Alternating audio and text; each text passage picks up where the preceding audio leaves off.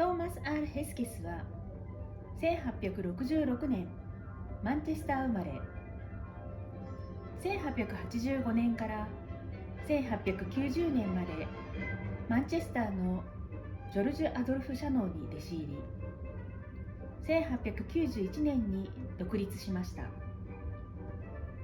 ストラディバリ型、ガルネリ型をはじめ幅広いスタイルの楽器を製作。精緻で美しい作風が生み出す音色は深い味わいに満ちています。